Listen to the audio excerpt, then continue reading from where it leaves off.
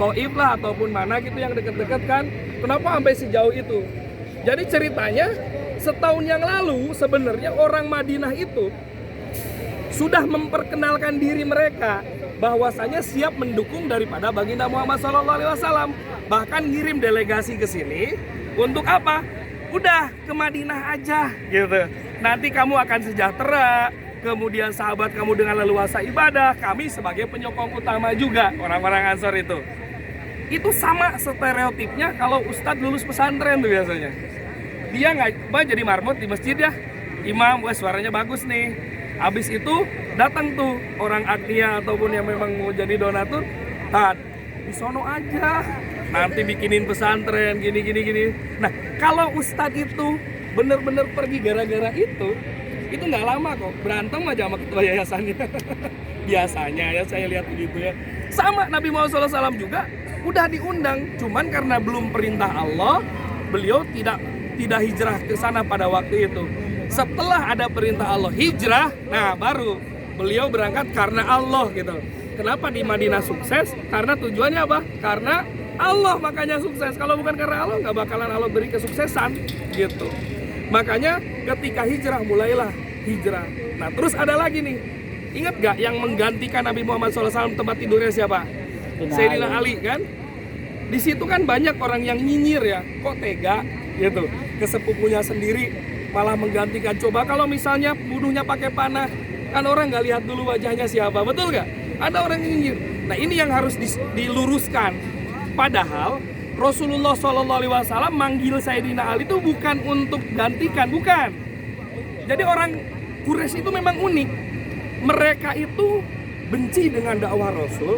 Mereka itu tidak suka dengan dakwah Rasul, tapi mereka tetap percaya sama Muhammad.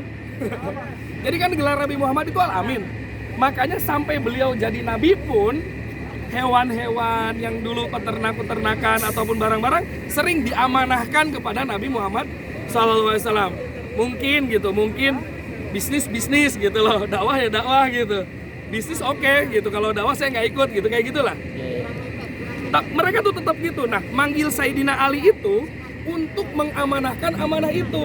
Nih, ada sekian kambing punya ini, ada sekian unta punya ini, tolong dikasihkan gitu. Nah, inisiatifnya Sayyidina Ali itu apa? Menggantikan Rasulullah Sallallahu Alaihi Wasallam. Jadi Rasul tuh bukan tega-teganya manggil sepupu kemudian membahayakan dia, bukan. Tapi memang untuk memberikan amanahnya yang sudah diamanahkan dibagikan kepada pemiliknya. Orang pemiliknya mau bunuh kita kan gitu.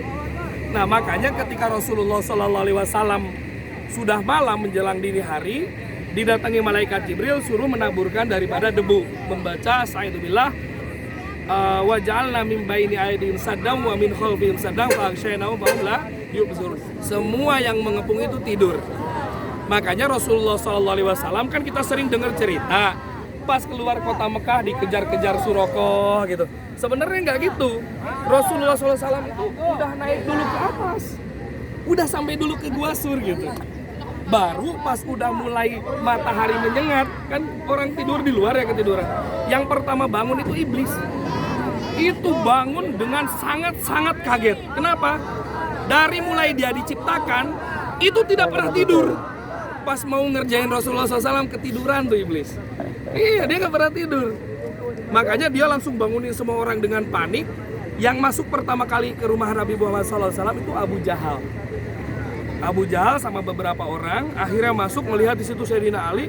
Coba bayangin, pamannya mau membunuh yang lain, ya kan?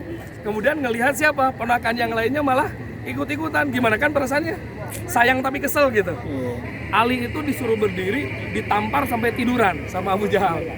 Kamu nih, tahu nggak kalau misalnya salah bunuh kamu nih yang kena gitu loh. Saking mungkin masih sayangnya juga kan.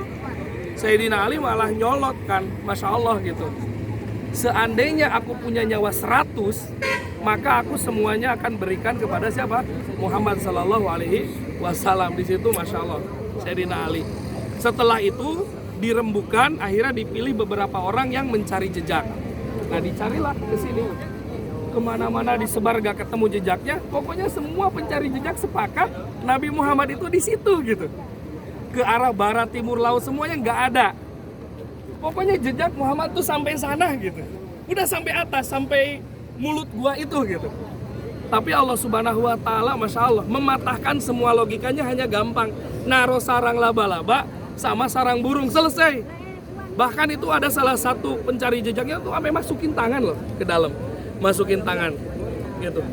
Sama yang lain yang nyegahnya gitu. Nggak mungkin kalau memang ada yang masuk itu sarang laba-laba, itu pasti hancur.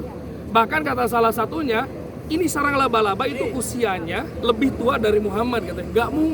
Nggak mungkin ada orang di dalam gitu. Coba, mudah bagi Allah, betul nggak? Semua orang, semua pengejar itu, ahli jejak itu bersepakat nih orangnya di sini, tapi sama Allah cuma dikasih apa? Sarang laba-laba doang.